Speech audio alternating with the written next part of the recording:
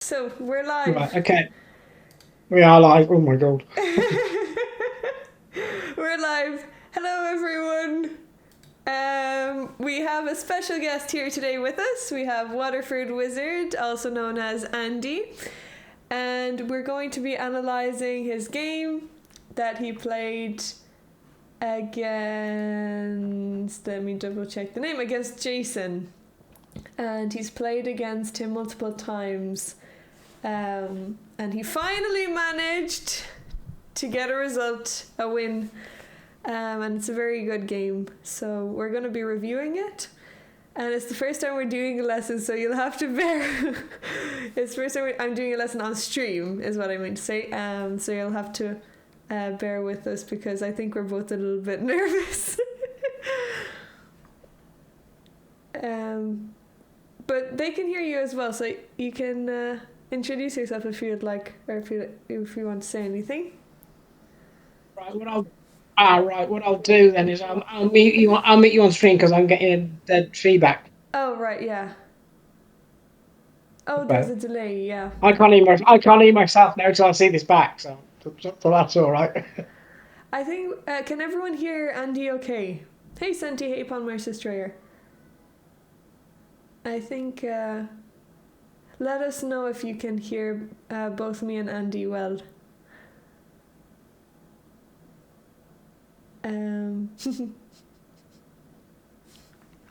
So, this person that you were playing you went to school together. Yeah, he was a year above me, but I was in the same year as his younger brother. Okay, so you know each other for a while. It's nice that Yeah, you're regularly playing chess together. I knew that was going to happen. You say, No problem. yeah, all right. Yeah, I just need to realize. I didn't realize until a couple of years ago that he was on chess.com. Oh, and how did you find him? I was talking to a mutual friend about chess, and he just suddenly said, "I'm on chess.com as well." Oh, great. So that's how we started playing online. So did you challenge him first? No, he challenged me. Oh, and I wasn't. I'm not quite that brave. and how many times do you No, think because you've? I know what he's like OTB. You see, he's better OTB than he is online. Okay, and you've never played over the board with him, have you? No, I haven't. Yeah. I wouldn't want to. He's too good. Well, now he must be scared of you now that you've beaten him. I wouldn't have thought so. Maybe. Okay, so Well, we'll see. yeah, we'll see. So we're gonna go straight into the game. Fine. So Andy is white and Jason is black. So this was a daily game, was it? Yes, because he works, so it's easier to do it that way. Yeah. So daily game, and I think you have maybe like 2 days or something per move or something. No, we do. Me and him do one move per day, One move per day. try and Okay. get it done. Because there are different time controls that you can do up to one move every 14 days. Okay. So plenty of time to calculate if you want to think about some long variations. Yeah, well, yeah, 24 hours if you want to. Yeah. Okay, so you played C4 starting off with your English opening that you play with white, and he played a G6. So I guess you weren't expecting this move. Yeah, you just played. Hang on a second. He played. Yeah, he played. What? Oh yes, he did. Yes, he did. It's all right. Yeah, I wasn't. No, I was expecting. I was expecting E5 as I said in the notes. Yeah, you're expecting E5. Mm. So G6, I think you're still okay with G6. You've played against this a couple of times. Yeah. Anyway. Mm. Yeah. As I say, he just took me by surprise by playing that Yeah. that first. So you're just continuing on your development, knight c3, what you usually do, and then he played d6. So he's going into Yeah. a King's Indian structure. He'll later on develop his bishop and knight. Okay, so now you're also fianchettoing, which is all normal. Knight out, bishop out, and now he played knight c6.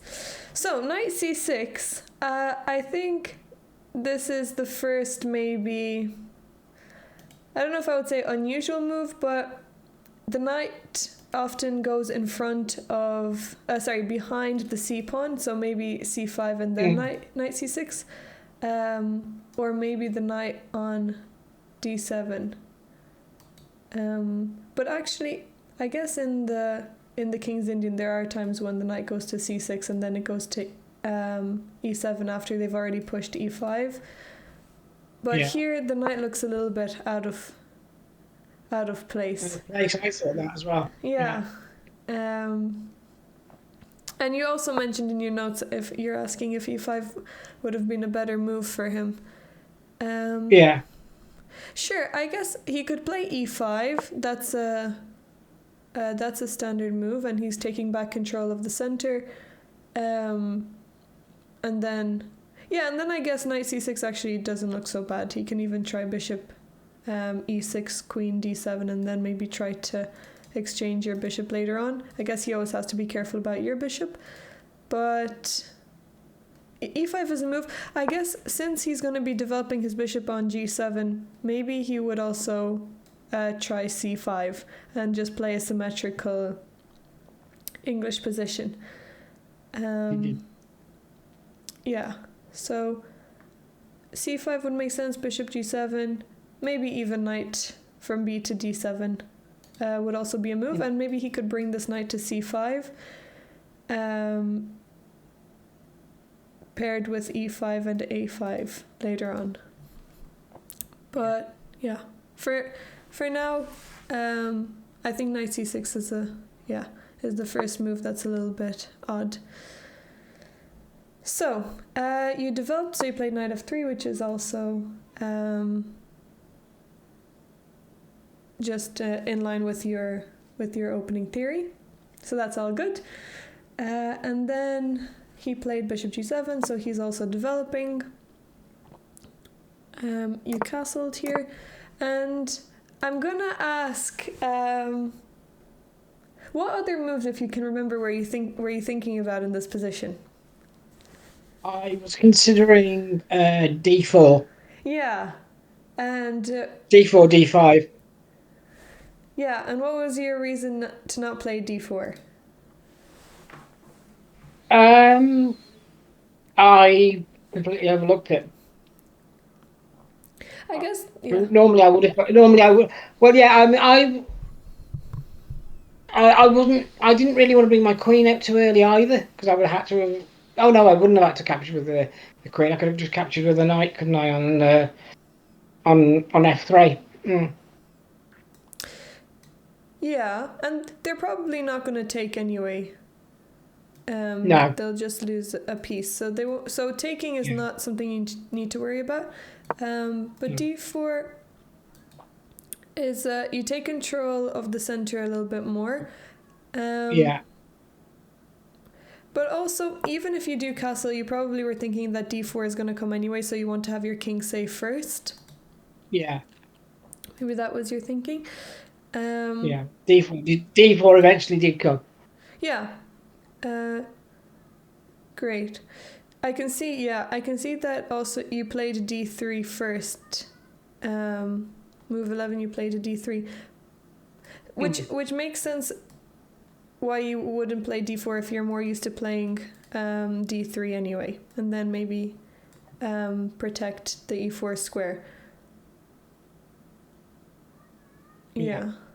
But here he's not putting any pressure in the center, so d4 is definitely a good move. And he can't really attack this square. I mean, he can try and play e5, but what do you do if he plays e5? What would you play here? I would have probably taken. Yeah, and then if he takes... Taken taken and then swap, and then I think that allows me to end up swapping queens. Yeah, so if he takes with the d pawn, then you can swap off queens. Yeah. And if he takes with the knight, I'm gonna ask you, would you take on e5? When I take on e5,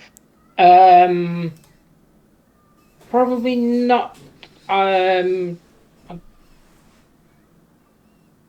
Actually, yes, yeah, I think I would. Yes, I think I would. Whether that's the right move is another matter. But Yeah, so there's. I think knight takes e5 is just winning a pawn because there's no discovered attacks that create big problems and they can't take anything with this knight. So let's say they just bring their knight. I mean, there's actually no good squares for a discovered attack. If they just go back to d7, what would you play here? I would. I'd swap off. Yeah. Because the queens are up. I'd swap off and get him into as deep an end game as quickly as I can. Yeah, exactly. And you're already a pawn up, so going into an endgame is not a problem. And now you have a really nice bishop here. The bishop on g2 is a beautiful bishop. So you have a really strong bishop here. You just have to be careful. You can't take the b7 pawn because of the knight. So that's the only thing you need to watch out for. But what would your plan be then to continue? How would you continue your development here? I'd castle. Yeah. So and then bring out the bishop. And where would you put the bishop? I would go to F. 1, 2, 3, F4. Yeah, good, F4. So F4 is a nice place for the bishop. And then you can also think whether you want to push e4 later on, but I guess there's no rush because it's still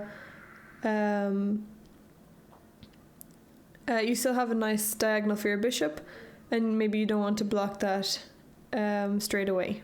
So yeah, that's true. You can also think about castling queenside and have your rook on d1, but maybe there's no need. That goes against the grain for me because I never do it. Yeah, well, in all the years I've been playing, I've never, as far as my memory is these days, I've never ever castled queenside. Really? Seriously, I've never castled queenside. Oh, well, then you'll definitely have to do it at some point. I can see your face. I'm surprised about there is a delay on it.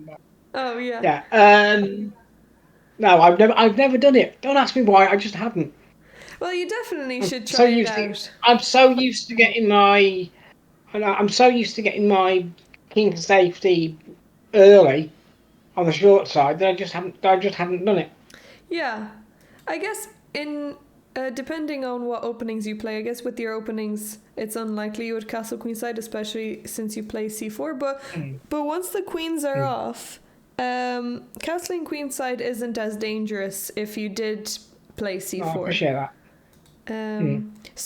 So now if you castle queenside, well, okay, sorry, it's not your go. So let's say they castle. Well, now it actually would be a great move because you're going to be attacking this bishop. So you're going to castle with the tempo. I can see that. Yeah. Yeah. Yeah. And now you have a rook on an open file, and your king, because the queens are off, your king isn't in danger, and you can always put it into c2. Well, it depends where they move it. Let's say if they play bishop here. I mean, now you're already. What would you play here? I would probably go. I'm struggling with your board a bit. I'd go e4 here. Yeah, you could play e4. So you could start. No, I wouldn't. No, I wouldn't. Or would I? Hang on. Yes, I would. It's all right. No, I would. I'd go e4. I was looking at something else, but it didn't work. So e4. Yeah, there's a better move here. Can you forcing moves? Forcing move. e4 forces him to move the bishop for a start. So what forcing moves do you have here? You don't have any checks. Do you have any captures?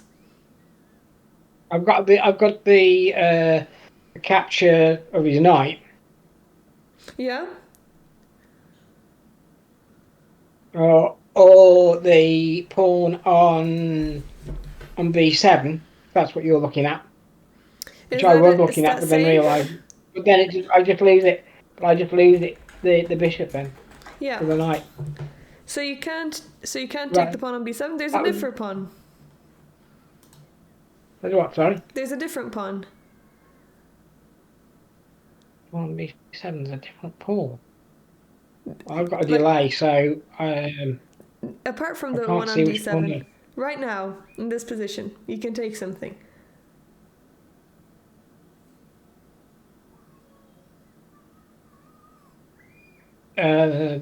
Not from the board that I've got in front of me. The one on the c7. Yes, on c7, exactly. So you can just take it. It's a free pawn. You want to Yeah. be careful about maybe some moves like rook c8, but if they do play rook c8, how would you continue here? I would go and I'd just go and take his knight and swap off rook. Exactly, well done. So you just take the knight, you swap off more pieces, and now once you've swapped off a pair of rooks, the only thing that they have is the bishop pair, but that's not really a big deal because you're already 2 pawns up. And I don't know whether you saw the notes, but he actually likes the bishop pair. He does. Okay. So in the game, my aim was to get the bishops off as early as possible. Well, I guess most people like the bishop pair, but I can't imagine him doing too much damage in this position, even if he does have the Not bishop in pair. this position, no, but because this isn't how it went. Yeah, But yeah. in the game, as we'll see. Yeah. Okay, so let's go back. We went deep into a different variation, but this is just to show you that if you play d4 here, the only move really that can pose you some problems would be e5, but also that that's good for you because you can just take trade queens and then you'll end up taking the pawn on e5. Yeah. But also, if they do play e5 and you take, they would take with the knight, and now how would you continue? I would go and probably go and sit my knight on c3 on to d. Is it 8 7 to 8 7 d5? It's right. I mean, with a little bit of difficulty with your background. Yeah, I know. I can actually change. Yeah, it's all right. Don't worry. I can change No, it. leave it. It's fine. No, leave it. It's fine. Okay. So yeah. So knight d5. Well, in the previous variation, when they played e5, you would take, Yeah. and then if they took with the pawn, you would trade queens. But if they take with the knight, why is this maybe? So it's not too different from the previous variation. It's different that you don't win the pawn, but you could still get a. Hang on a minute. No. Yeah. No. No. Oh no. We've gone into it. I'm now completely lost because we've gone into different variations. So we're looking at after you played d4, if they would have played e5, and then Yeah. you take once, and then if they capture with the knight. So not if they capture with the pawn, but if they just capture So with the knight. yeah. If he captures with the knight, I'll take his knight. He takes my knight, and then I still take his queen. Exactly. Well done. So you take, and then you swap off queens, and now he can't castle anymore. Which it's not a big deal because now you're in an end game, and they can probably just play, or they would just play c6 and tuck their king into c7, and they're safe. But you gain, I guess, a few moves from that. So you can continue When to. we see later on where his king, when we see later on where his king actually ends up, it's quite comical because I don't think I've ever seen a king come that far down the board. We'll get, yeah, I guess when the king starts pushing down, it becomes funny. But yeah, here, so I'm gonna ask you, where would you put your bishop on c1? Where would you develop it? I would go to either E3 or G5. Yeah. So if you do bring it to G5 G5, because, and pardon? so if you bring it to G5 and now they play H6, now what would you play? I'd I'd take it. I'd Think take about it. Knight to check. think about this for a bit. So there's a few moves that you want to consider. Oh, hang on a minute. Does that work? The Queen's Rook into D1 Yeah, so you have with the check. yeah, good, exactly. So you could play Rook D1, or you could also castle, and the Rook ends up on D1. Yeah.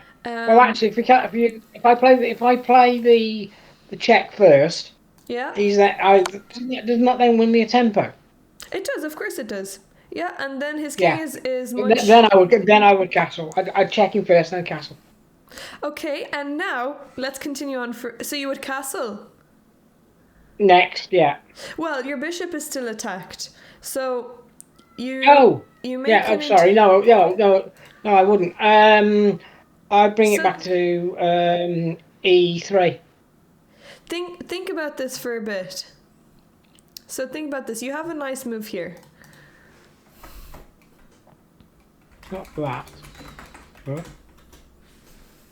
You have a nice move. A nice move. When you say nice moves to me, they're normally blatantly obvious, and I miss them. It's not too obvious. I'd give it a medium obviousness. It's a nice move. So you give a check, you put the king on a square that's perfect for this next move. This move is only possible because of where the king is placed and another piece. Oh, you bring in the light square bishop into E 1, 2, 3 E5.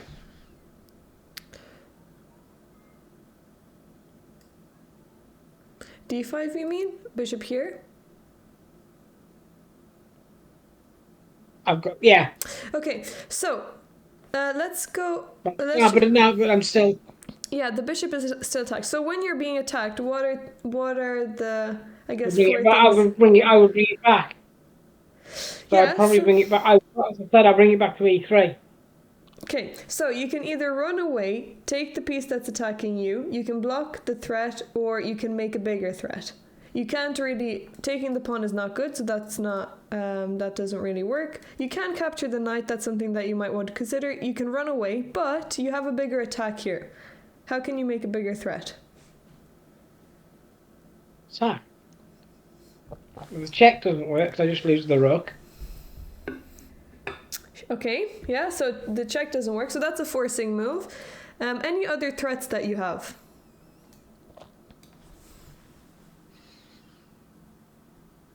The only other threat I can see is to take that knight. Yeah, so if you trade, that's a trade. That's not a bad idea. I guess if you choose to keep your bishop, it would be maybe best to just bring it to d2, and you could later. D2. Yeah. Right. Okay. The reason I didn't bring it back to D2 was simply because I didn't want to block the bishop on that file. Yeah. Block So on that file. Sorry. Which is why I said E3. yeah, e3 is not.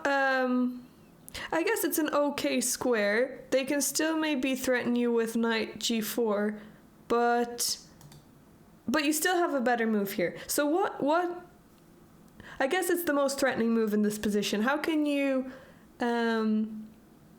threaten to create a problem for him? I don't want to make it too obvious for you. So what are your threats here? Look at where the king is. What possible threats often happen in these types of positions? So you play rook d1, the king moves out of the way, and now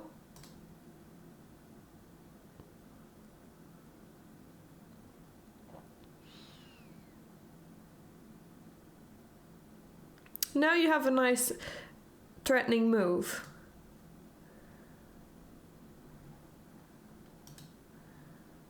I genuinely can't see it. That's why I keep saying I know. bishop I know. e3. So it's not a bishop I move. can't see it. So Okay, so look at the king and the rook, where they're placed.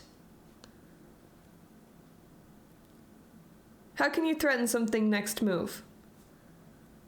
oh, do you mean bringing the knight into b5? Exactly, knight b5. So now you're threatening a No, fork. yeah. Oh, yes. I looked at this. Knight b5 takes on c7 forking. Yeah, exactly. So knight b5, you're threatening to take on c7. So if they take your bishop, Didn't I play that? well, this is not. We're just looking at a I different think I played variation. it, didn't I? We're just looking at a different variation. This is not the game. Yeah. No. This is not the game. I was So thinking feeling I played that. I just want to show you this. Often your knight is trapped on a8, but because your rook is taking over this file, you can just come back to c7, and the king can take away the c7 square. So usually the king would maybe, I don't know, move to d8 and attack the knight, and then your knight is trapped. So if that was the case, then maybe this wouldn't have been such a good move, because 2 pieces is not is worse than a rook. Oh, sorry, better. Yeah. So it's worse to give away 2 pieces, but because your rook is taking control of this file, the king can't take away the c7 square. So knight b5 would be a nice, I guess, counter-attack there, if they did play h6. Anyway, this is not how the game went. So if we go back, that was just the d4 line. So after they developed on g7, you castled, and then they played bishop f5. So here again, d4 is possible, so you can play d4. Yeah. But you opted to play knight h4, which I like this move. I play it a lot as well. I probably would have played this move too. Yeah, that's the move I'm going to confess here. That's the move I've nicked off you. Yeah, I like these moves because which is testimony, folks, to how good a coach she actually is. Yeah, so I mean, I guess I've actually never played I've never played in an official game. I've never played the English, but if we were in a King's Indian position, which this is similar to, and I've already had e4, knight h4, if the bishop comes to f5, is a useful move, because then you can play f4 immediately. So here knight h4 is, I guess, a nice question that you're asking him, because where is he going to bring this bishop? He has to make a decision. Should have gone back to d7, but he didn't. Well, bishop e6 is actually fine. It's threatening. Was it? Yeah, bishop e6 is fine. Maybe d7 is a bit more safe, because there's not going to be any forking threats like d4, d5. Yeah. But it's still attacking your pawn, so it is, I guess, a threatening move. So you have to do something about your pawn. And now you decide to play bishop d5. Okay, so what are your candidate moves here? The reason I played bishop d5 was because I wanted to get his bishops off. Okay, but he doesn't need to trade bishops. I guess he could go back, but okay, that makes sense. No, he didn't trade bishops initially. He did something different, which surprised me, actually. Yeah, but it led to a bishop trade, so he played queen d7. Yeah. I'm just gonna... So let's talk through the thought process here. What are your candidate moves? So bishop d5, let's say, is one of them. What are another 2? Yeah. Another 2. I probably would have gone knight b. Knight b. 1, 2, 3, 4, 5. Knight b5. And if they take your pawn is still attacked. He did take the pawn. I missed it. No, you played bishop. Pawn does, Here. that pawn did get taken. Not by the bishop, but it did get taken. Oh, later on. Okay, but in this Yeah. position, so if we were to look at this position, what are two other candidate moves? So we already have bishop d5. What else? What are another D4. two? D4. So if you play Then d4, D5. what's being attacked right now? When they played bishop e6, what are they threatening? Oh, oh.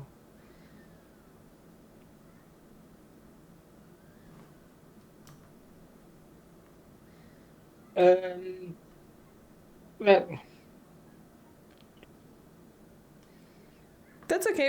So they're threatening the pawn. How can we? What are another two moves we can protect the pawn with? oh, I can either go B3 or D3. Exactly. So b3 or d3. So these are another two possible moves. So Yeah. which one is better, and how would you evaluate either one? I simply would have played D3 on the basis that it frees up the bishop. Both of them free the bishop. How do you know that? Well, not how do you know, but why do you think the bishop on the c1 h6 diagonal is better than fianchettoing? Because it centralizes it. Okay, so you're right. So d3 is actually a better choice than b3. They're actually both good choices, so neither one is wrong. Maybe I would prefer d3 because the bishop on this diagonal can cause a little bit more problems, and you can later on swap it off, I guess, with queen d2. Although you want to be careful about... I guess if they play h6, you can't do that. So you could even just play bishop d2 and queen c1 if you really wanted to trade off the bishop. But it also, you're right, controls the center. So d3 does control the center. So d3 would have maybe been the best move here. Or b3 would have also been a good option. They're both, I would actually rank them both the same. Just personal preference. Because when you play b3, then you still have the option of playing d4. Yeah. So you can still play d4, and that's, I think, ultimately what you want to play. But bishop d5, if you decide to play this, what do you have to be, I guess, careful about? Or consider? Bishop D5. Yeah.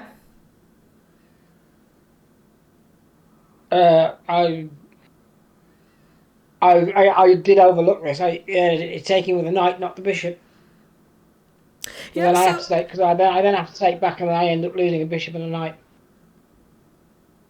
so if they take back with the knight, though, now you have a better position. What can you do? I don't have a better position because I've got to take. I see it now. Ignore what I've just said. I take back with the c pawn, and then I've got the fork. Yeah, exactly. You have a fork. Yeah, sorry. So Yeah, so I've got a lag, so I'm. that's okay, no problem. So yeah, so you win a piece here. Well, I guess they Yeah. would probably play bishop h3, so they're attacking your rook. And how would you continue now? I go to. I just move the bishop one square to the left.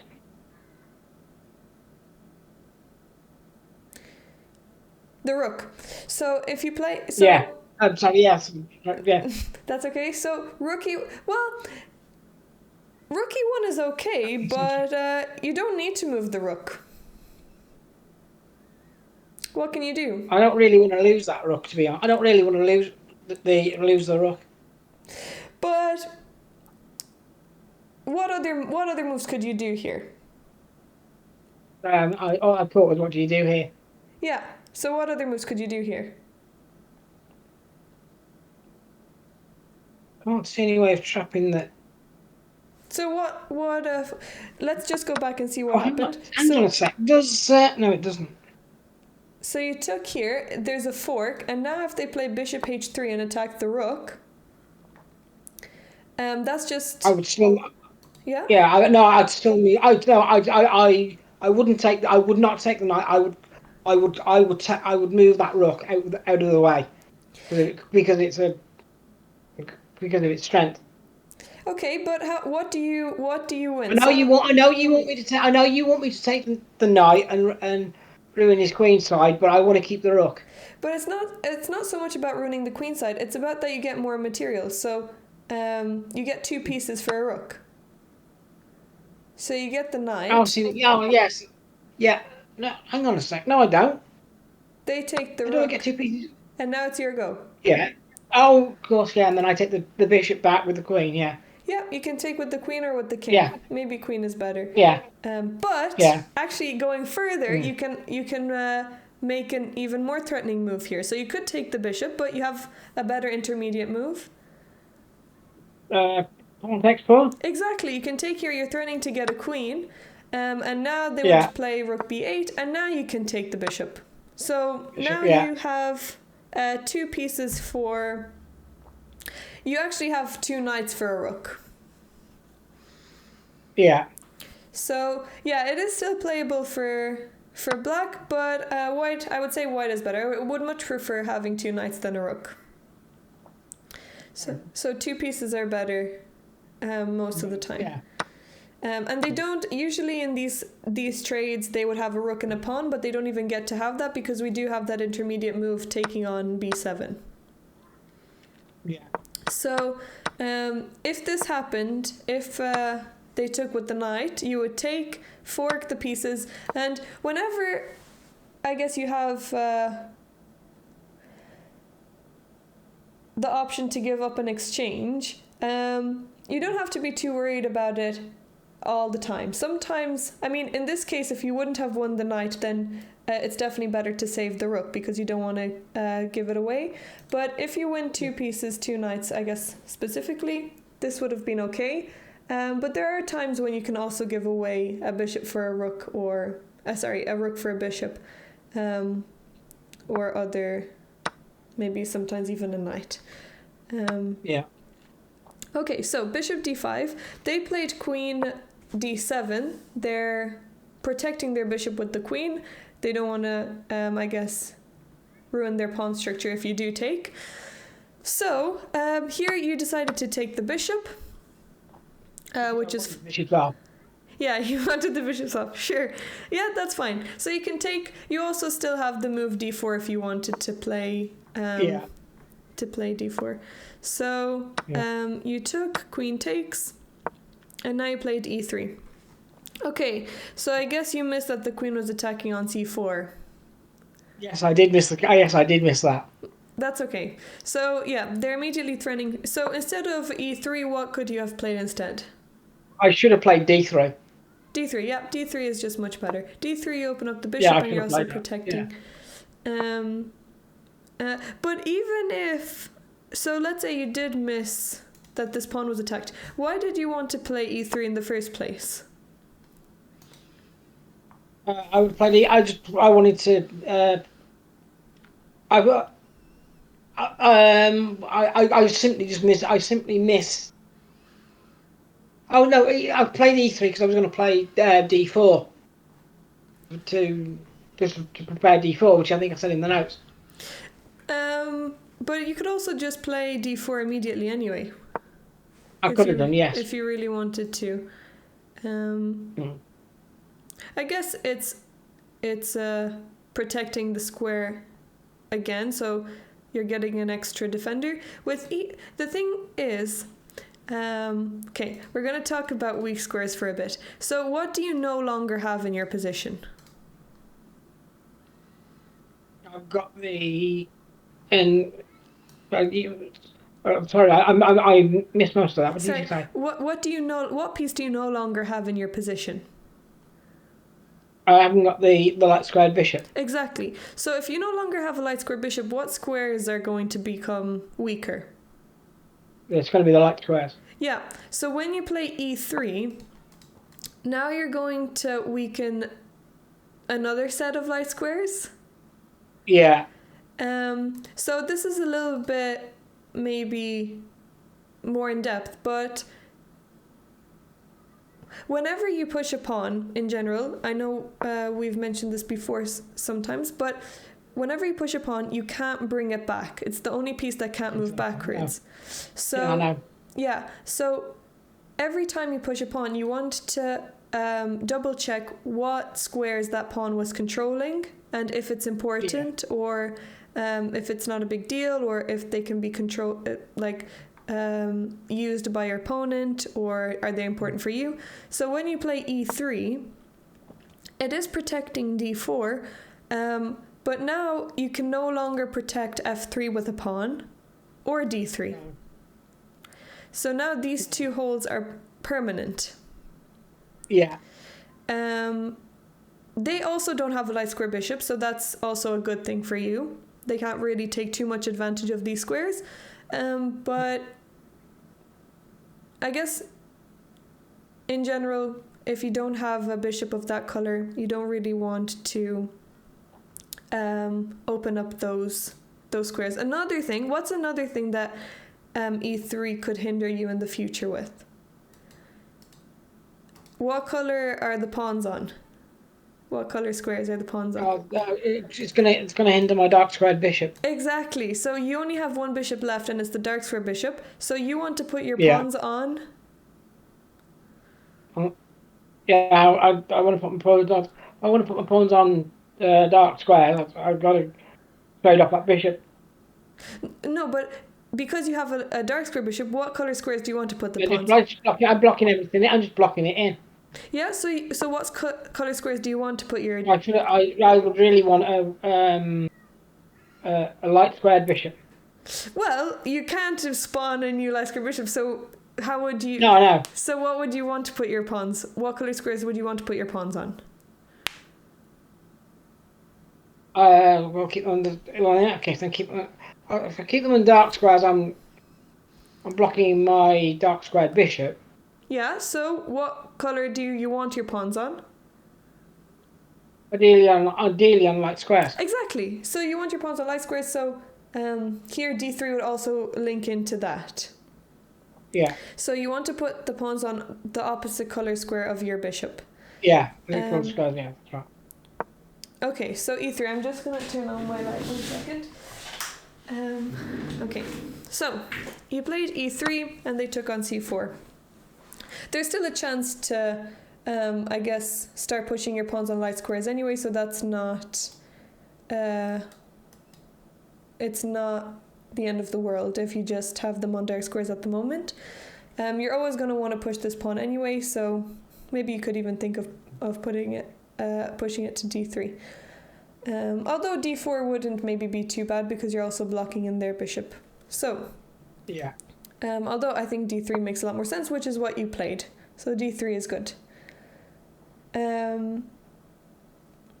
Okay, so now they played queen g4, so they want to trade off queens, which makes sense for them because they're a pawn up.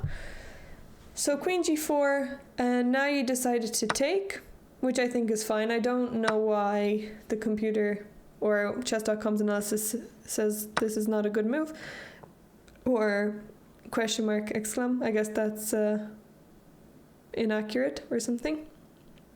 Yeah, that's inaccuracy. Yeah, so I think that's fine because the thing is, I don't really think it's fun to deal with this queen around your king.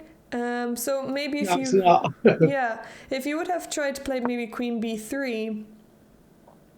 They have these annoying ideas with queen h3 and knight g4, threatening mate on h2, and which I spotted that, which is why I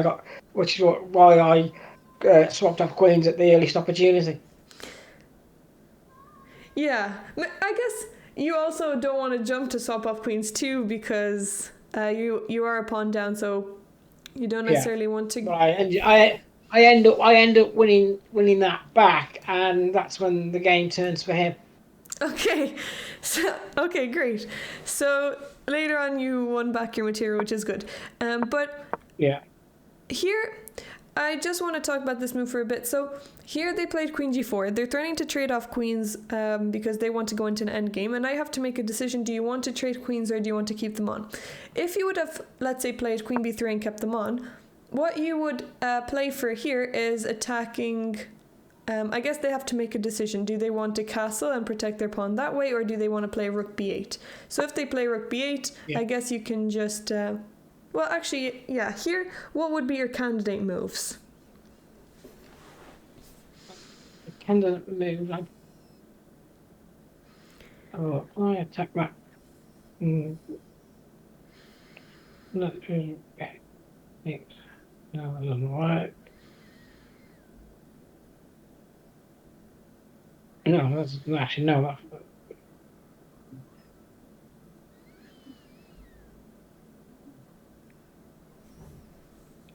I probably look at going knight b5 with the idea again of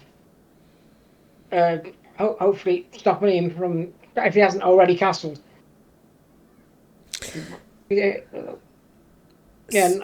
I would be looking at knight b5 in order to win back my pawn, and then bring it back out and go for the a pawn as well. Okay. So after attacking, it comes with it. So knight b5 is a candidate move. Give me another 2 moves. What else would you think about? So knight b5 makes sense. You're threatening to take on c7. The other one would probably... Go on. I would probably look at bishop d2. Yeah, good. Bishop d2. Great. Well done. Perfect. Bishop d2 is a great move. Now you also open up the c1 square for your rook, so you can bring your rook on the semi-open file. And there's one move that I want you to find. It's not a threatening move. It's actually... it's more of a defensive move, but what's an annoying move that they have that you don't want them to play? Queen h3. You don't really want them to play queen h3.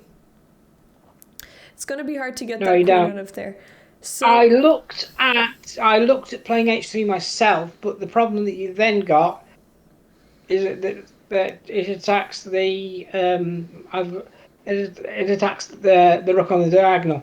So I did spot that.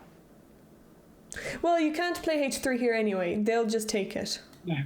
But how can you stop? There's one move that you can just stop the king. Sorry. I'll play king g2. Exactly, king g2. King g2 is a nice move because you're stopping the queen going to h3, and you can also then play h3. And the nice thing is that you're flexible with your rook now too, so you can always bring your rook to h1 if the h file ever opens or something happens and they start attacking you, or if they attack on h2. Yeah. So king g2 is a nice defensive move, and then you can develop your bishop to d2, play your rooks to c1. So this would have also been okay for you if you decide to keep the queens on. So if you keep the queens on, you just want to have an idea of how you're going to place your pieces to stop, to hinder their attack. So so anyway, you took, which is completely fine as well. I think this is actually a good idea for you anyway, because it is hard to deal with an attack coming on the king side anyway. So they took with the knight, and now you played knight b5. Okay, so you're going for the fork on c7. Okay, that makes sense. I'm just thinking... Yeah, I think that's fine. Did you consider maybe going for the attack from d5? What do you think about the other square? I don't see any difference. So, actually, yes, yes, there is. Yeah, I could have done. Mind you, either way, he could have defended it with the rook in behind. Yeah, they can still protect it. I actually think your move is better. Knight b5 is a little bit better. Maybe you don't want to give them this extra move of e6, and then your knight would have to go back to c3 anyway. You can't really bring your knight to f4 because of the fork. So, okay. So anyway, knight b5, you're threatening a fork, which is a decent move. And now they castled, so they're protecting it. That's a good move from them. Yeah. They're connecting their rooks. I was surprised actually that he went queenside. Why? Well, they have to protect c7. Yeah. And now they also connect their rooks at the same time. So they're doing two things at once. Looking at it with a more intelligent pair of eyes. Yes, that's right. Yeah. So now you played h3. You're kicking away this knight. Yeah. Yeah, that makes sense. I mean, you can also. I guess the thing is, there's no rush to do anything. Bishop d2 doesn't work because you lose the b2 pawn, so you can't really develop the bishop. Yeah. Maybe you could also play d4, but I don't think there's a rush, and I can see that you did that next move anyway, so h3 is good. Okay, so h3, you're kicking away the knight moves away, and now you play d4. Perfect. So this is a good move. You're taking up more control of the center again. You're blocking this bishop. And now you can also develop your bishop too. So this is good. Yeah. Even though you're pawn down, maybe you have... I guess right now you can hope to get some compensation maybe on the c file, but it's hard to maybe create anything huge right now. So you're just trying to improve your position. Okay, so knight d7. They moved away. Great, and now you brought your knight back. It wasn't useful anymore on h4, so now you're rerouting your knight. Again, great move. I can't really... I think that's the best move. Either knight f3, or you could also maybe play bishop d2. But actually, I prefer knight f3 because you can also threaten to do things like knight g5. Yeah. And threaten the f7 pawn. Okay, so now knight f... Which was the idea. Yeah, good. So knight f3, they kicked away your knight here, and now you brought your knight back. Okay, so far all of these moves have been kind of only moves, or there hasn't been any better moves. And now they played f6. Okay, so what do you think about this move for him? It was a good knight Vienna because it allows me to go and win my pawn back. Are you guaranteed to win a pawn back? No, but he played something rather surprising, which we'll see in a second. Okay, sure, but in general, f6. If you were black in this position, would you have played f6? What do you think about it? I think it weakens that side up. Yeah, so it weakens e6. So now, I guess e7 is technically a backwards pawn. I guess it can still play to e5. So maybe it's not so bad. But it blocks in his bishop. So there's no need to... yes, yes, I didn't spot that, yeah. Yeah, it blocks in his bishop, so there's no need to play f6, and he must have really been worried about this knight g5 threat, even though it's also... Knight g5, you're attacking the f7 pawn, but they can just protect it. They could just move their... Actually, they can even play the rook from h to f8, because when you take on h7, then they bring the rook back... And eventually, well, actually, maybe I was thinking that they win the h3 pawn, but actually it doesn't work.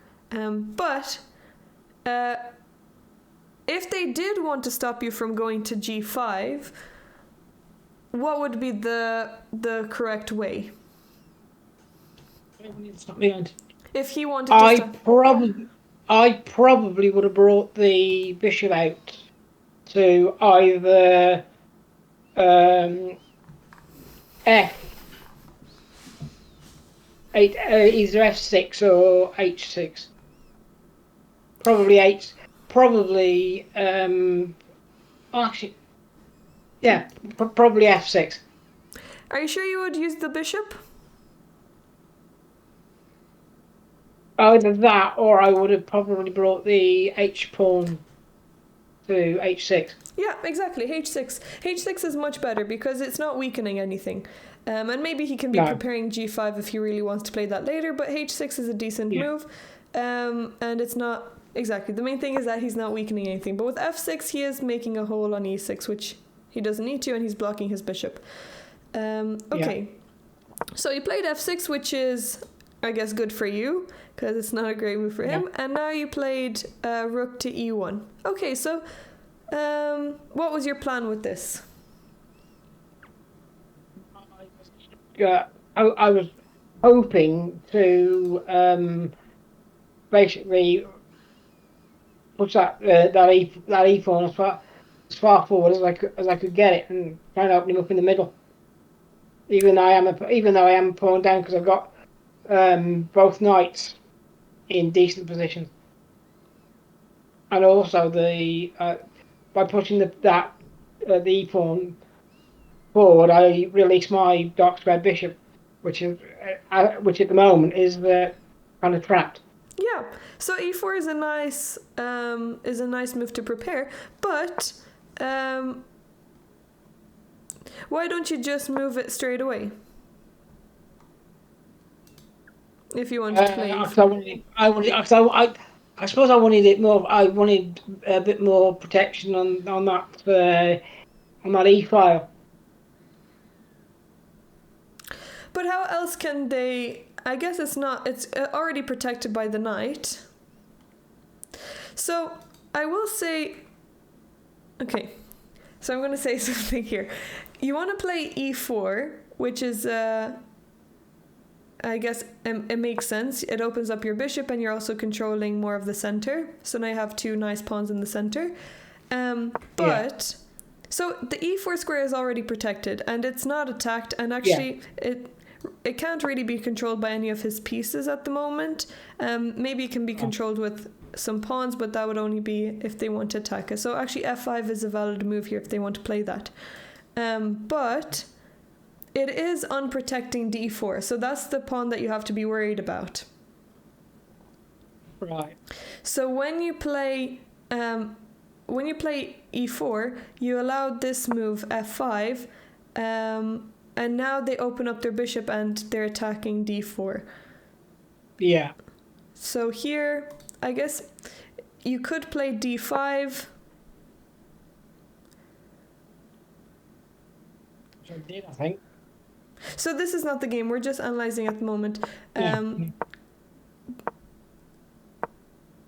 But if they played... Okay, sorry. So if you played D5, now they have to find a square for the knight. So maybe they could bring the knight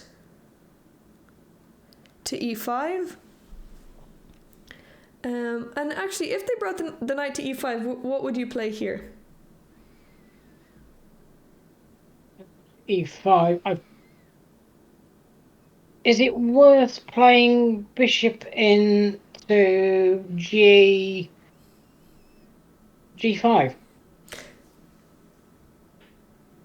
Bishop to G5. Well, if you bishop G5, hitting that pawn on hitting that pawn on the diagonal. So if you played that, because he then can't move.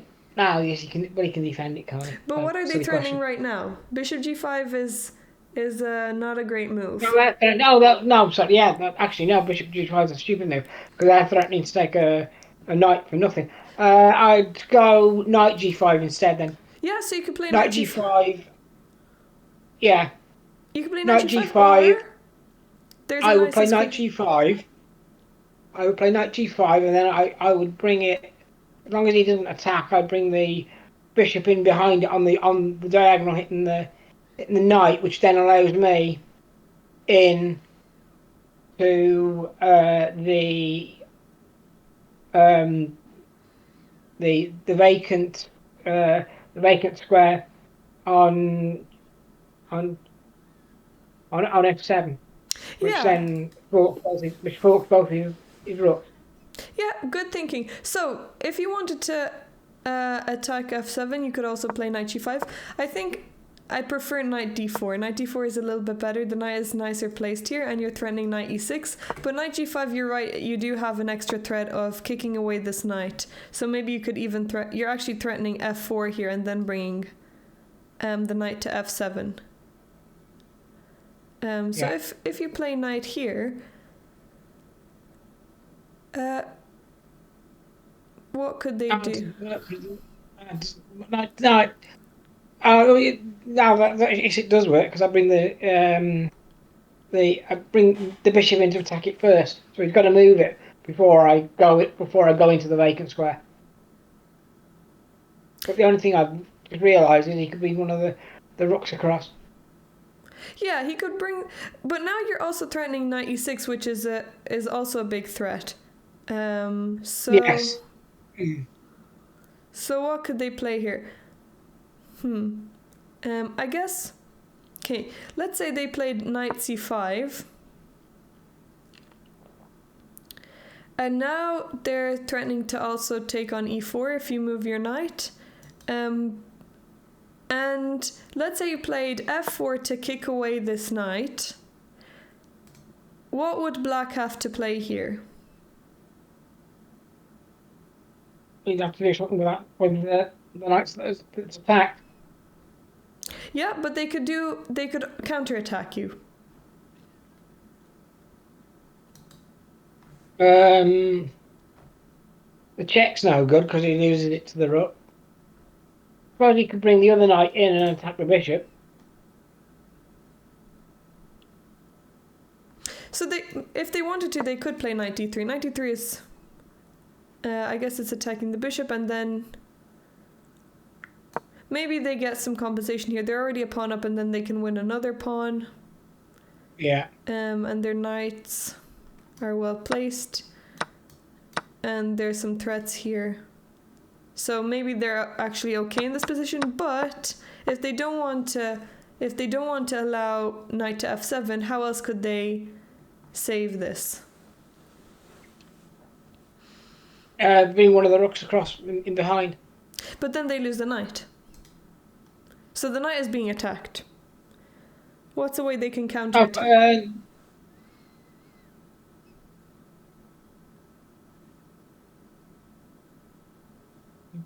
I can't see any way. I can't. Can they attack your knight?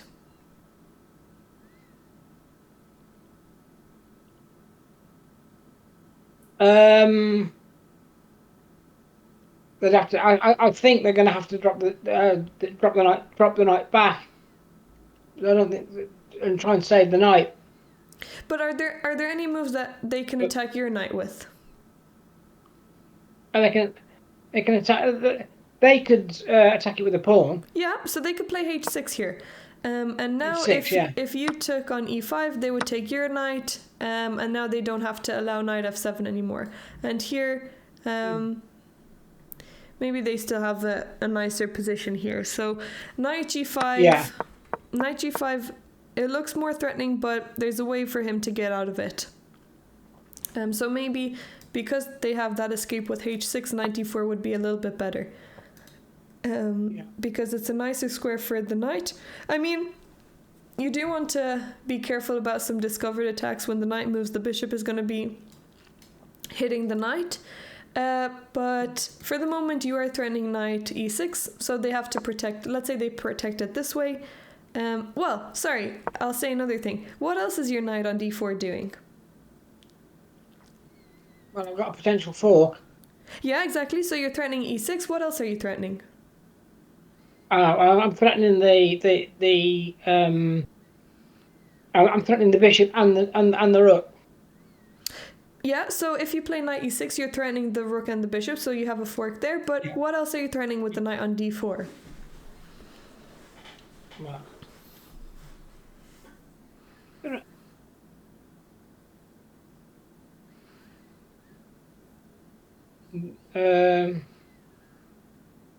nothing that I can see at the minute.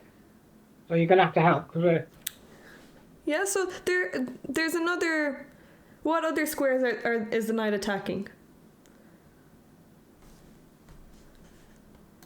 it's attacking the square in front of the king as well. Okay, so c6, maybe that's not so significant because there's nothing there. But is there a capture that can be possible later?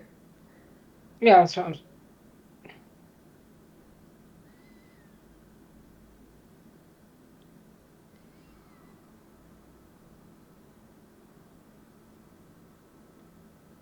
This is a line I didn't look at, so. That's fine, but right now in this position, what other square is the knight attacking that that you're now you have two attackers on? I'm also losing your audio as well a little bit. Can you hear me? I can now, yeah. Yeah, so you have two attackers now on this square. What? I've got a lag, so I can't see what you're doing. I'm not doing. I'm just asking. So here. Yeah, what square? Yeah, you're saying this square, but because I've got a lag, I can't see what square you're talking about. I know because I want you to find it. So the knight on e6 is being threatened, but there's another square that the knight is attacking. I don't want to give it away.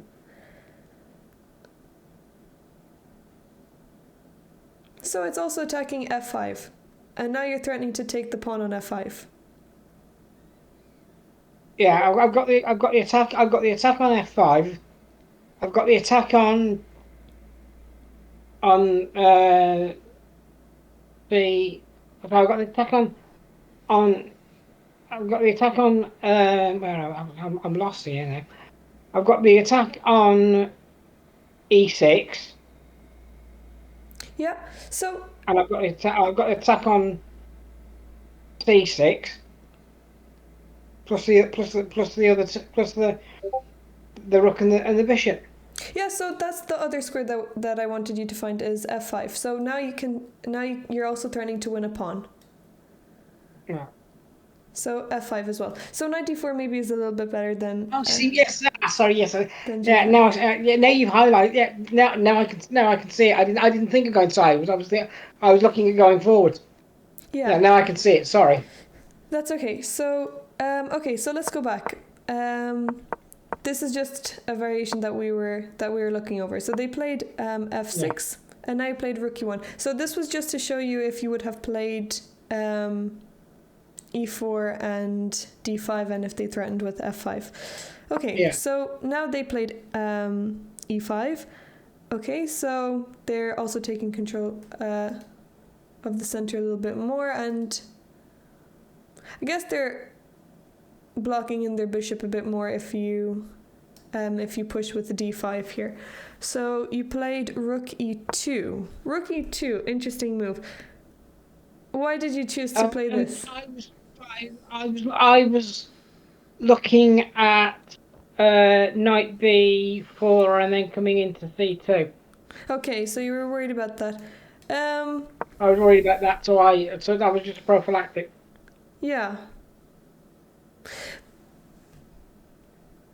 Okay, but if you played d5 and then they played knight to b4, you could also protect against it now, and now you could play rook e2.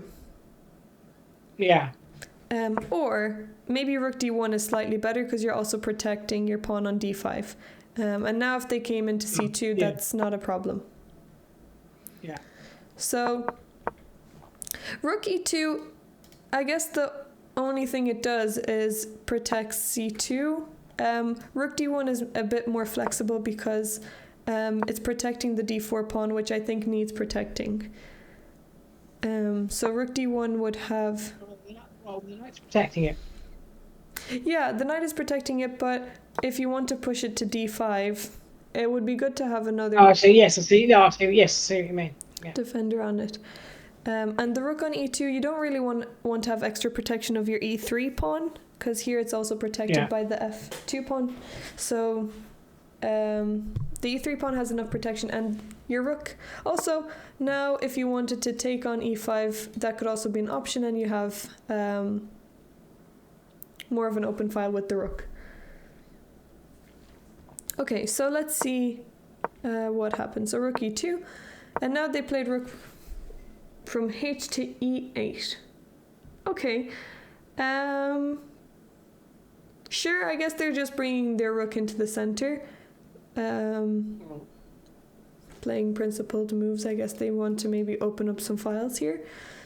So you played d5, great move, well done. It comes up as a great move, but I wouldn't say it was a great move. It was a simple attack on the knight, but we haven't got time to go through that. But. Well, I think even before d5 would have been a good move, and now they allowed you to do it again. So rook e2, and now this is still an option. So d5 is good because now their bishop is blocked in by their pawns, so they don't really have a chance to open it up. So instead of them playing rook e8, maybe they should have taken here. And then they have a chance to play f5 and open up the bishop.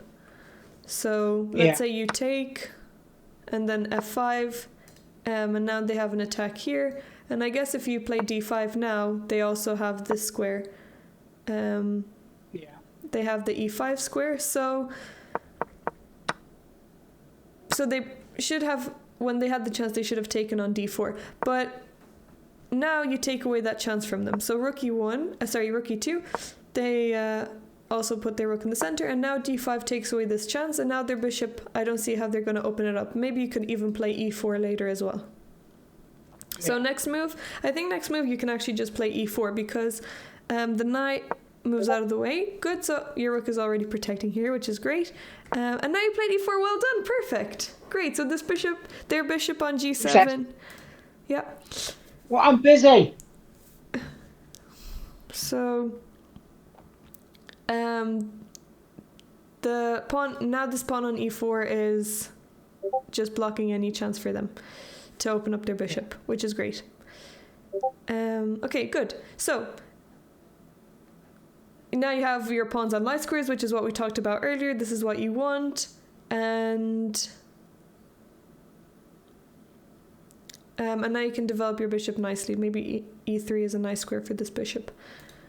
So even though you're a pawn down, you're starting to get your pieces to work together a lot nicer.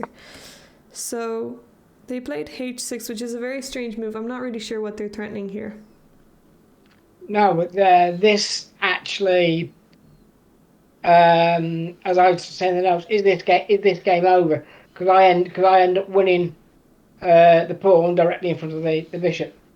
Okay, so they are weakening g6 exactly, but again, maybe they want to play f5 and they still are worried about your knight coming to g5, but it's a very strange move. I don't see where they played that. Okay, well done, knight h4. So you're attacking their weakness. And now they played g5, which creates a lot more holes, and this is what we mentioned earlier. So but can you explain in your infinite wisdom why they played their next move? Because I can't. So after g5, just play my next move. Bishop h8. After that. I'm not sure. Why go there?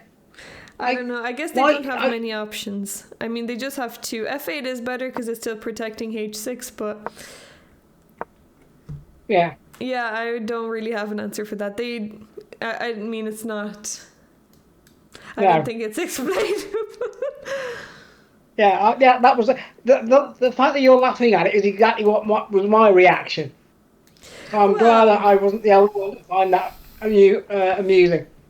Well, I think from here on in, his position just collapses. they're both uncomfortable squares. F8 makes a bit more sense just because it keeps protecting, but F8 is also not a nice square for the bishop. They might have just wanted to keep it on this diagonal. Yeah, that's what. Yeah, potentially. Yeah. Yeah, but bishop h8. Okay, it's not a great square. It's not. It gives away an extra pawn, but he had one of two options, so he had 50% chance of making of choosing that. So, okay, so you took here. I think that's completely fine. I don't know why. Okay, I guess a reason why this might save black. No. What? I'm sorry. I'm just saying something. Sorry. Yeah. Let's just see if I played it. I can't remember. No, I'm not going to say anything. It's too embarrassing. Okay, sure. Well, actually, maybe I'll ask you. So you took here, which I would have thought that it's fine, but what could it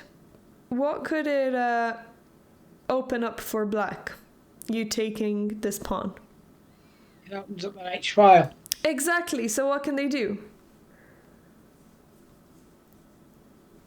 I would have to have played G. Where are we? G3 initially. No, but I mean, after you take here, what can they do? What can they prepare? So what move can they make here? They bring the bishop back out and attack the knight and then swing the rook across. Well, if they bring their bishop out, then you'll just attack it again. So that would be... Yeah. But a different move. So how could they bring their rook to the H file in two moves? Basically, rook e7 and then across. Exactly, perfect. They could play rook e7 here, and now they're threatening rook h7. But this is still fine. I guess they're threatening your knight, and then the h pawn is hanging. So what move could you make here to protect your h pawn? Take the h pawn. Yeah. I don't think I would probably. I can't. There's only one way to protect it. I'd have to bring the king in to defend it. Yeah, exactly. King g2. So here you can just play king g2, and if they attack your knight, you can just bring in the knight back to f5, and you're completely fine here. And then you can develop your bishop and play rook h1 if you want some extra protection on the h pawn. Yeah. So you're still better here.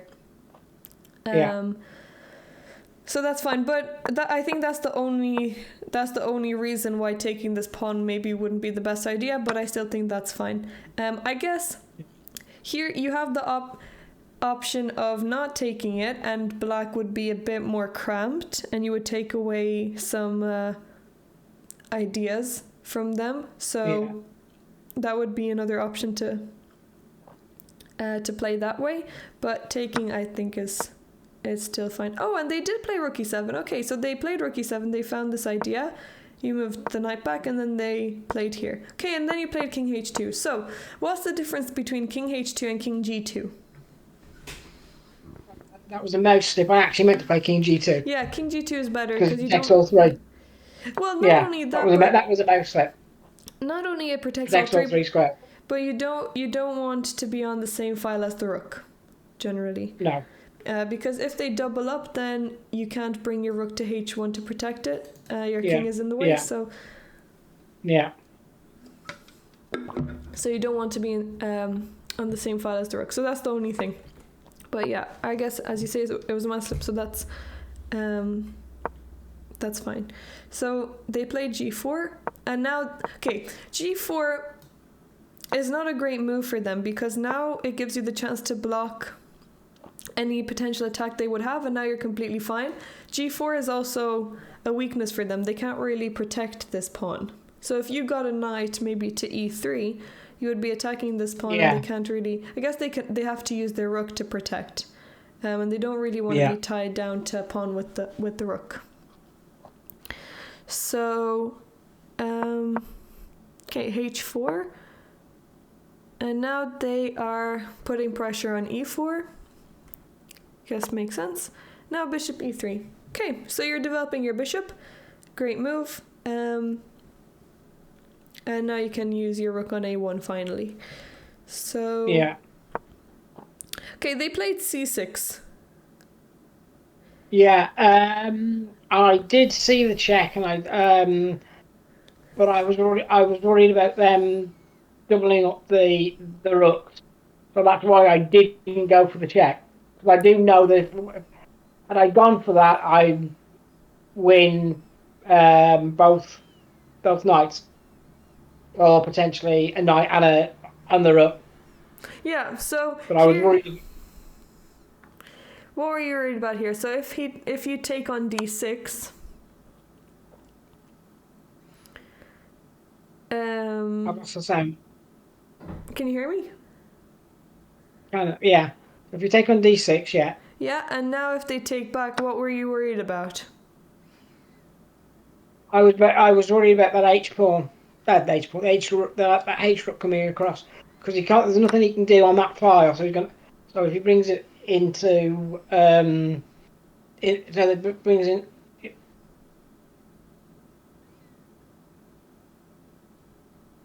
Yeah, but once I played that, I was worried about him coming and defending it with the rook and double, and potentially putting some pressure on that central file. Okay, but here you're threatening to take the rook But for free. I guess in retrospect it does actually work. But at the Yeah, time, I wasn't. At the time, I wasn't convinced. that's no problem. I guess if you saw it, so if we look at it now fully, you win a pawn. So you take a pawn here, they take your knight, and now you get a fork, which leads to you taking the knight back. So now after they move the rook, they will probably move the rook back to d8. I don't think they have any other moves. I mean, okay, maybe they could. Well, I don't think they have any other moves. They need to save the rook. Maybe they could bring it to d7, but I think d8 if they want to continue doubling up. So now after you take the knight back. I didn't play this anyway, so. Yeah, but just to look at it. So here, let's say they do double up on this file.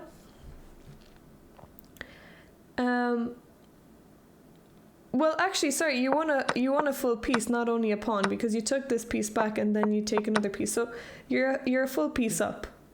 So even if doubling up would have created some pressure in the center, or even give them a possibility to come on the second, which they don't have, a piece is always worth more than, not always, but most of the time, it's worth more than any potential coordination they might have with their pieces. Because your pieces are well protected here. Your bishop can't really be attacked. If it will be attacked, I guess here that's just blundering a pawn. But if there is potential of attacking, you can just move it out of the way. All of your pieces are well placed, so there's nothing to worry about here. So c6 allows for this tactic to happen. So if you did see it and you're worried about the rooks coming to doubling up, that's not really something that you need to worry about. So in the future, if you see something where you win material, think about why you're worried about something that if you are worried about something that they might play, think of why you're worried about it, because if there are not any major threats, chances are that you'll be fine, because material advantage is a long-term advantage and they can't remove that from you. No. So if you're going to be a piece up, you can just hold on to that piece. But if for example you didn't win a piece and you have a move that maybe looks like a good move, but you notice that they can improve their position, then that would be a case where maybe you wouldn't want to play that. But here, winning material is better for you anyway. So okay, so they played a3 and you're attacking their knight. You played a3 and you're attacking the knight. And they moved out of the way. Okay, so actually a3, I think this knight is looking like it's going to be trapped. Knight d3, and here, no, carry on. here I think you. Oh, I guess.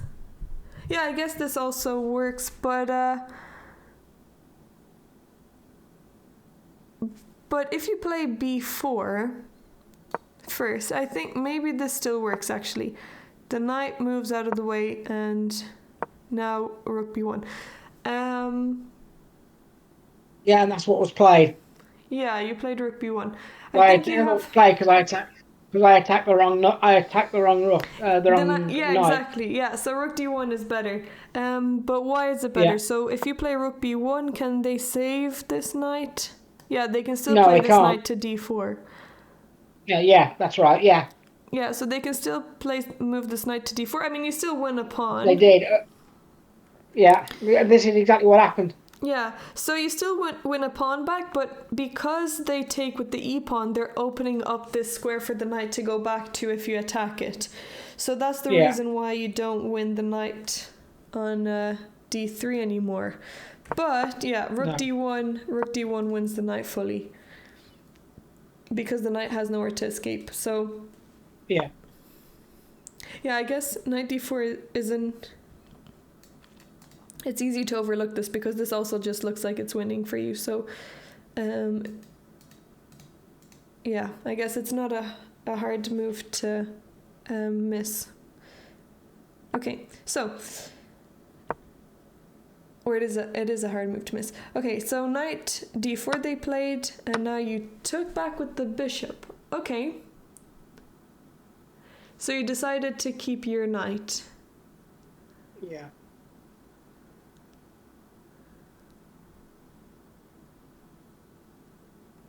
Okay, so why did you decide to keep your knight? What would have happened if you took with the knight?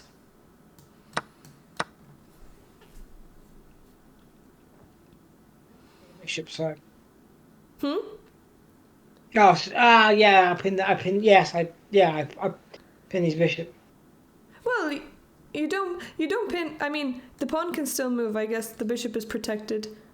It's more what you would like to keep. Maybe keeping the knight is better. But I guess this is just down to personal preference. It's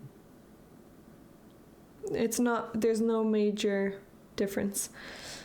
So maybe even your knight is actually better because when you take, you have a nice square for the knight here on d6, and you're also threatening to take on c6.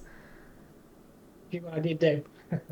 Yeah, so maybe taking with the knight is better. But here, I'm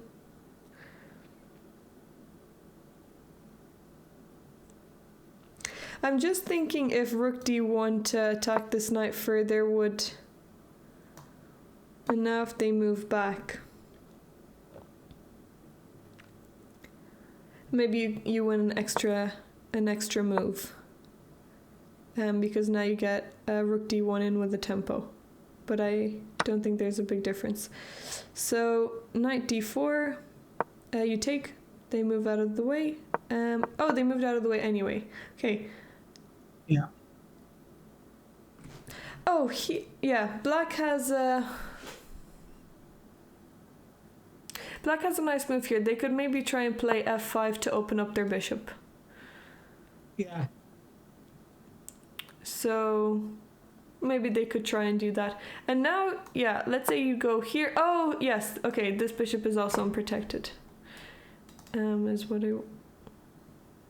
the knight, I mean. The knight is also unprotected.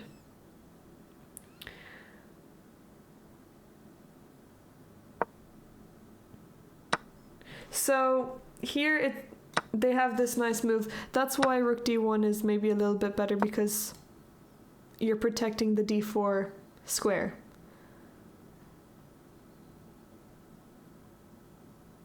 I think I played that.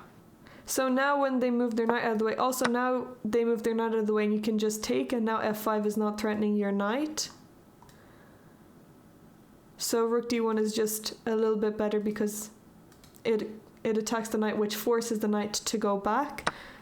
But if you take first, now it allows this move f5, and your two knights are unprotected. And you can't move anywhere with your knight protecting the other knight. So, but No. yeah. And you can't really save this. But actually here you do have, what's the only move you have to save your, well, you have two moves, I guess. How can you save your position?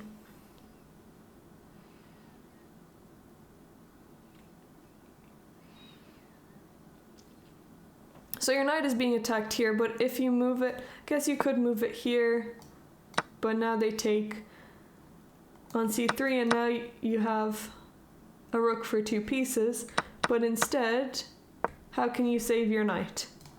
Counterattack. I guess this whole theme of the game was there were a lot of counterattacks in this game.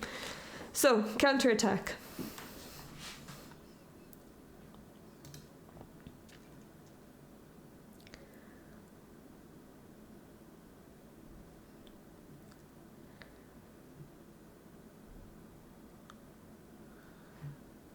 There isn't a counter attack. There is. How can you attack any of, what piece can you attack from there? From The only thing I can do in this position would be to his rook. Yeah, and there's another piece. What other pieces are around your territory?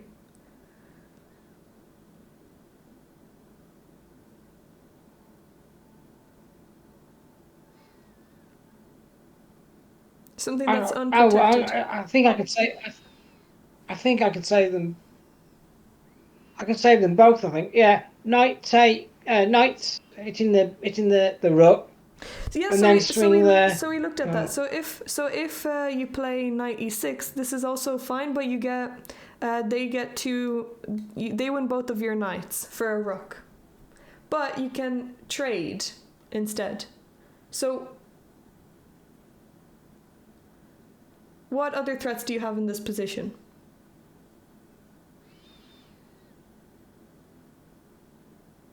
Depends what you're. How can you directly attack a piece, apart from the rook? I could go rook d1 and Exactly. And it is knight. Yeah, so that's the move. Rook d1 saves a piece because when they take, you just take back, and you're protecting your knight on c2. Yes. I mean, yeah. Yeah, so rook d1 is In fact, I think this happened. So in the game, Go you took back. back the I think this happened. They didn't play Go f5. back to the actual game. I think this happened. Yeah, they didn't play f5, so they just moved their knight back. All right. So they didn't see f5. And now you moved your rook out of the way. Okay. Yeah, they attacked your rook.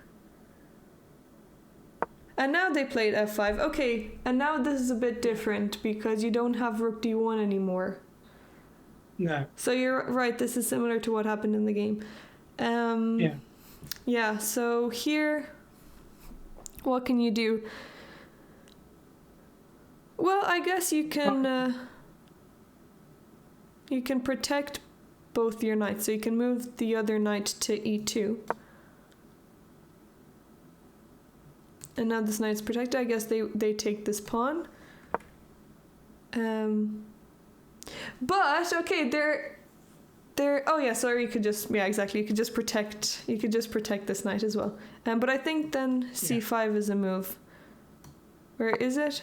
Can they play here? No, I guess you always have knight e2 anyway to protect your other knight, so that's not a problem. But there's actually a nice line here for you. Yeah, exactly. You took the pawn. Well done. You can take it because now when they take here, well done. You found it. Rook c1 because now both pieces are unprotected. Great, nice find. Yeah, that's why I was getting confused because I'd seen that position because I end up winning both pieces. Yeah, great. I'd seen that. That's why I was getting frustrated because I'd seen the bishop and the knight, and I was getting. That's why I was getting frustrated because I knew I'd seen that position. Yeah, well, and this is a really nice later find. on. Sorry. That's okay. That's a really nice find. Rook c1 is a nice find because now both pieces are unprotected. So you just win the piece back. So rook c1, they moved their knight out of the way, and now you can just take the bishop back. Well done. So now you're 2 pawns up. So from being a pawn down, now you're 2 pawns up, and you need to convert this endgame. So let's see what happened. Okay. The endgame was comparatively easy. Okay, let's see how it went. So they took a pawn back. And okay, so they're attacking your rook. This pawn is already protected by your other rook. But you also have a threat here on c6, so well done. So now you can attack this knight first. And they counterattacked, okay. So what could you do here?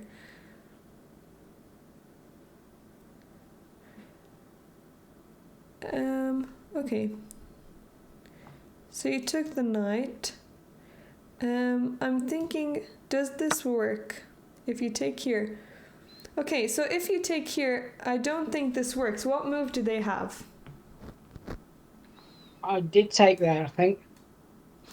You played a better move. Taking here actually doesn't work because what can they do? You took the knight, which is better. Hang on, I just lost you. 6 seconds. Yeah, so if you take here, what move does black have?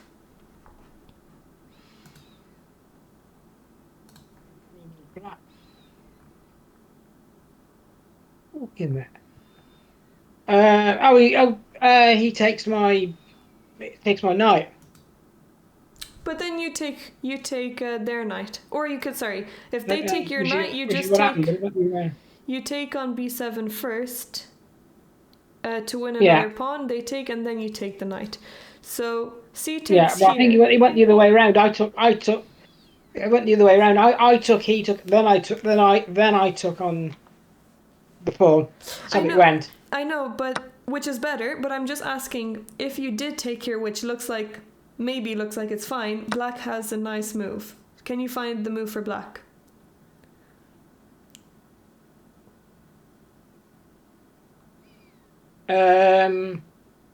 Is it just simply to take the knight? No, if they take, then you can just take on b7 and you win a pawn. So they have this move d5. Oh, and they attack your rook and protect the knight. And if you take on... Oh, to protect the knight, yeah. And here... now your rook is under attack and so is your knight. So I don't think you can save both. I think you have to give up the exchange, so maybe you just have to take here.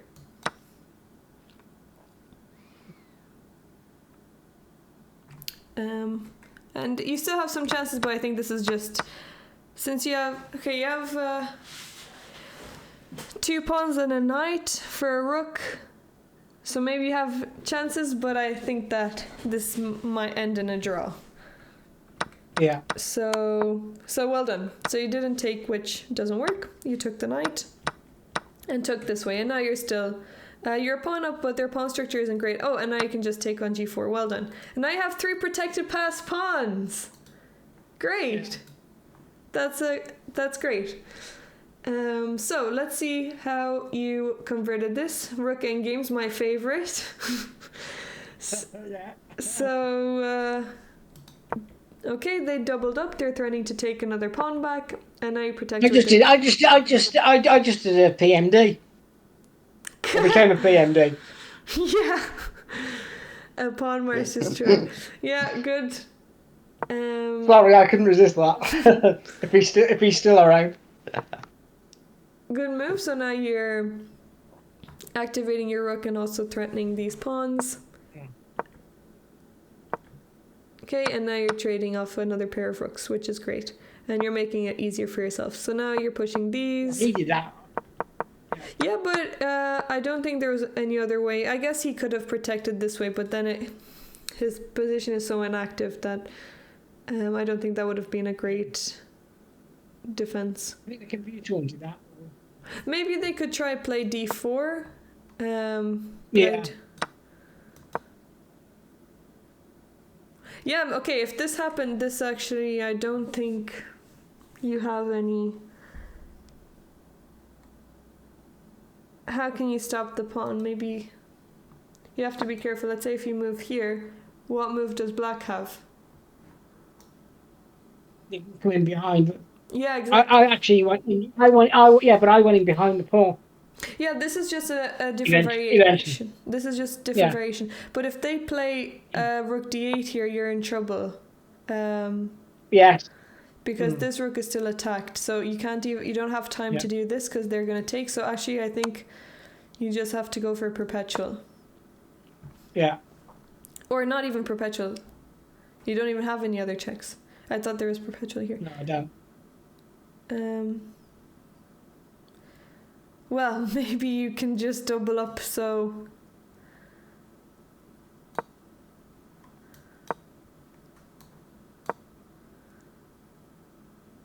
Yeah, maybe this is a draw, because if you let them get a queen...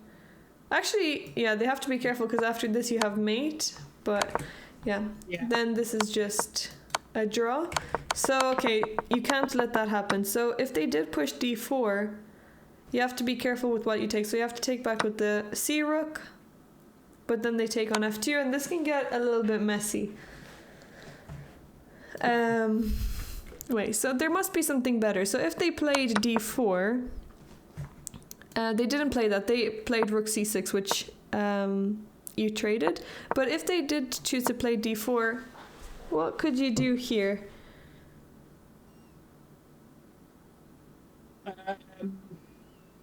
Is G4 any good? Okay, so let's say you tried g4. Now if they played d3. They come in. D3 come in and strop off. Oh no, I can't. Yes, I can. Yes, I can. Yes, I can. No, I can't. I'd have to play rook d2. Yeah, I think rook d2, and now you're fine. The pawn can't move anymore, and you can just run your pawns down. So I think you're fine here. So if they play d4, you can play that way. Yeah, g4 is good. You can even after d4, you can even maybe just play rook d2 immediately as well. But they're both good. They're both the same. Go into the same thing. So what happened was they played here, we traded, and now g4, so now you're just running your pawns down. Okay, g5, perfect, and now both of them are going together. Okay, so he's trying to push his pawns, but your rook is there to go into d2 anyway, so you can't really catch them both. And now the other one is coming. Okay, great. Okay, f4.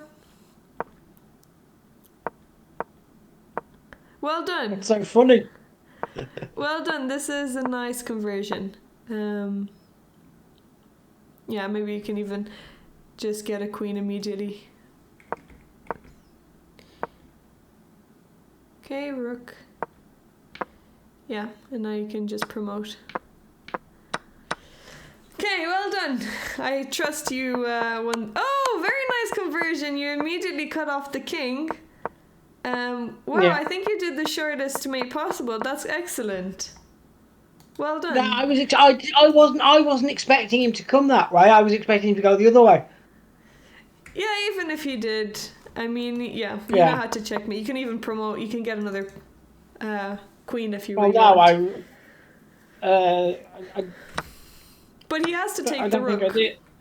He has to take the rook, and now this is his, I mean, he can't do anything else, so these were his only moves. So actually, you played perfectly. You played perfectly in the end.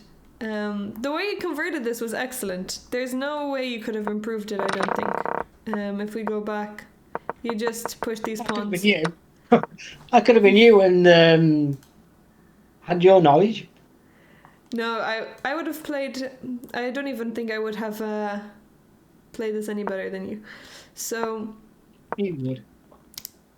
No, you played perfectly. Excellent. So. f4 perfect, you're protecting the pawn. You can't play g6, you have to be careful about that because of check here. So that was important. f4 is the kind of the only move you have here. And yeah, then these pawns just can't be stopped. So that was an excellent that was an excellent win in the end. I guess overall, this game, you played a really nice middle game to get into this. There's just a few things. So if we review this really quickly. Yeah. Okay, so if we start off from the opening, the opening went great for you. Maybe he didn't play it so well. So the only thing in the opening... It would benefit. What were you going to say? Nothing, it's alright, go on. Yeah, I was going to say that the only thing that could have been improved from the opening was D4. maybe you could try D4, but that's not necessarily a mistake. That's just a nice move that you could have played. But if you're not used to playing D4 and you're used to playing D3, then that's just opening preference. So it's not really it's not a mistake. And knight h4 I actually like in this position. They moved there, and now bishop d5. Maybe bishop d5 is a move that you could have improved on. I'm not so sure that was necessary, because swapping off bishops, I guess you're not in a rush to swap it off, and it's not clear that his bishop is... Well, actually, I don't think his bishop is better than your bishop. You have a really nice bishop on g2, so there's no need to swap this off. Actually, they want to try and trade your bishop. So they would be happy. They would be happy to trade bishops. So you don't need to rush to play bishop d5. So instead, you can just protect your pawn d3, like we looked over, and develop your bishop and just play normally from here. Because his bishop is in an awkward place here. It's blocking the e5 pawn, the pawn to push to e5. So this was played. Queen d. Saving this one because I shut off chat. I can't see what they were saying. Saving the game, the analysis. No, are you saving the rod for late? Sorry, because I closed off chat because it was getting a little bit distracting. They weren't being disrespectful, far from it, but it just got a little bit distracting, and I was getting a bit confused with a few things. So I shut it off, so I can't see what they've been saying. Oh, that's but okay. You obviously can be. It will be saved, so I'll put the VOD up after. So here, you exchange bishops. Maybe you also don't need to rush to do that. You can just play d4 straight away, because, again, it caused you some problems not having this light square bishop. Yeah, it probably did, didn't it, in the end? Yeah. So anyway, you traded, queen takes, and then e3. So this was the only mistake in the game, I would say, that you played. So I guess there's two major moments. e3 wasn't a great move, not even because you blundered this pawn. I mean, obviously that's the main problem, but just generally, you don't have a light square bishop, and you don't want to put all of your pawns on dark squares because you only have a dark square bishop, and you don't want to make these holes. So that's maybe something that's that could be improved on. But after that, you managed to knight b5. You're threatening fork. That was all good. So you played really well from here. They didn't really do much to improve their position, but overall, then you got a nice center. You opened up your bishop, attacked his weaknesses here. I don't know what he was doing on the king side. No, I don't. And then after that, you won a pawn back, so now you're equal. Yeah, and then so there's two main moments: e3 in the opening, and here when you could win a piece. With knight d6. Basically, I didn't trust myself. Yeah, exactly. You didn't trust yourself. So I guess here you just need to review your thought process. If you're worried about something, if you see something that you can win some material with, And Yeah. you're worried about something that they can do, just ask yourself why. What's the worst that they can do, or what could they do? Because Yeah. Mm. there's nothing really they can do after you win the knight back. Doubling up the rooks isn't such a problem. I mean, here, sorry, they're in check, so I think they kind of have to take. Otherwise, you just take the knight anyway. So let's say they take. I mean, it's the same thing. They move their rook back, and now you just win a piece. So doubling up, and also, I guess if it was doubling up on the H file, maybe it would be more of a worry if you weren't so solid on the king side. But to double up in the center, it's not something that can cause too many immediate problems in general. So, okay. I was nervous at the week before we started this. You've done this very well. Thank you. I mean, you're good anyway, but.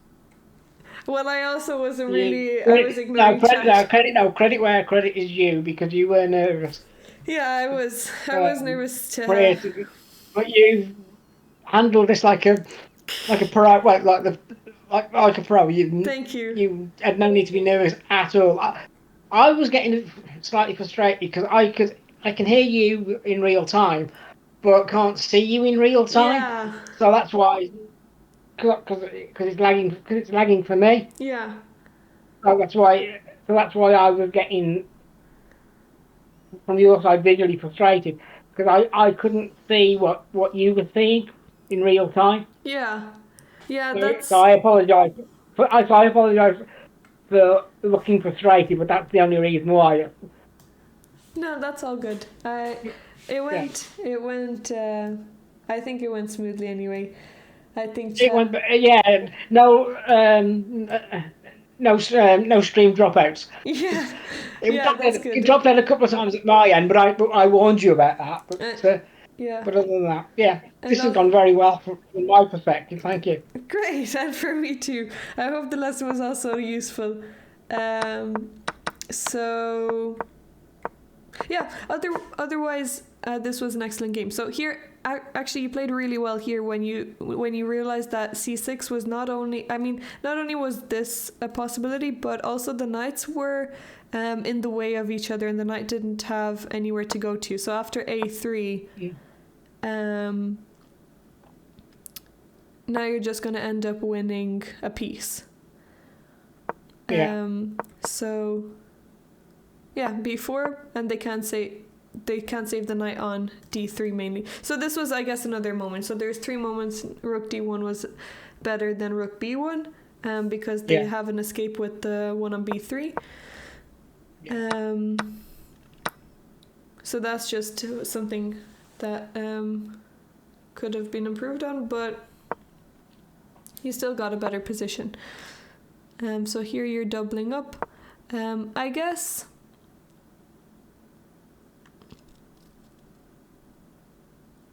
maybe here you can even just take this pawn on c6 instead. Yeah, earlier on. Because your knights are still vulnerable here, so I'm thinking after rook b2, they still have this move f5, and now they're threatening knight c4 and attacking knight and rook, and you can't play rook d2 to protect your knight. Yeah. Yeah, so but anyway, then it went fine. So, and here you found this excellent move. Rook c1 was my favorite move of the game that you found. I will admit that of all the so-called great moves, I think that was a good move. Yeah, I think it was a great move. It was great calculation, because from here you can see rook c1, but you notice that you can actually give the knight away because you can save it with rook c1. So that was the idea. The idea was great, I think. Yeah. Yeah. That for me is probably the best move of the game for me. Yeah. That did take some because that, as you say, that did take some calculation. I mean, the pawn push earlier on, the previous great move, where it wasn't difficult to spot, but that wasn't easy. Yeah. Probably well, would have been easy for you, but No, this yeah, last one, I but don't think it's an easy move because you need to actually consider taking this pawn and then look further, which yeah, maybe sometimes it's hard to do because you don't really. It's not a natural thing to just give away a piece like that, but you continued looking on, and then you noticed they were both unprotected, which is a great observation that you had. So that was good calculation, and it's not easy to do. So well done, and then your conversion was excellent. that, you're not going to like this, but I'm going to give you credit for that move because No, you should take no, because no, I know I'm being honest. You, over the last couple of years, I'm getting back to where I used to be, but that's thanks to you. Well, it's your hard than work. It's your work. I'm just well, giving you principles and stuff along the way. yeah, okay, but you've got to take some credit. Well, I know you don't want to, but you're going to. Okay.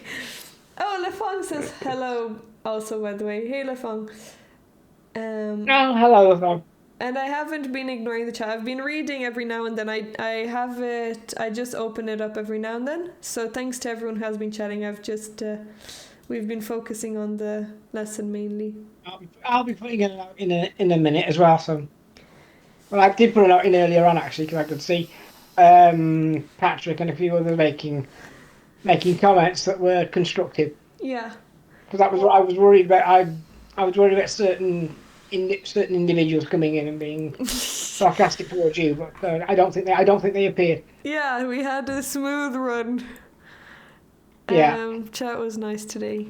So I guess there is nothing else that we didn't mention. I guess there isn't. In this lesson. And I presume you want to get something to eat before Bundesliga. Before we go into battle. Yeah. What is it? 7 o'clock your time. So it's 6 now, but actually we have plenty of time. No, it starts at 7 o'clock your time, doesn't it? Does it? I thought it started at 8. Wait, let me double check. Let me look at it now. Or 7 o'clock my time. I can't remember because I looked earlier and I couldn't see it. I need to send out a message to the darlings as well. Yeah. So it's starting in 2 hours, so we have plenty of time. Yeah. Well, we're finished anyway. Yeah. So, no, I have to say I was like you. I was quite nervous, but I actually enjoyed that. Great, I'm glad you did. I don't know about you. Yes, I did. I really did. I could, I could see I'm going to bring the chat back in a sec.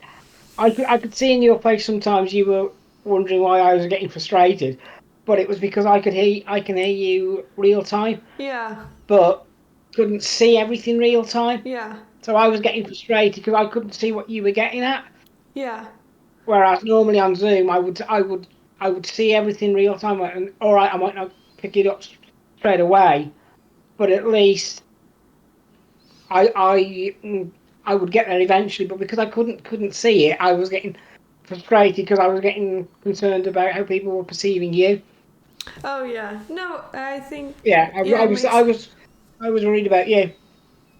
Thanks. No, I think it went fine, and it's normal to get. I guess with when there's a delay and also you can't see me and you're used to seeing me talking about it, it's easy to get a little bit frustrated about it. I think I would as well.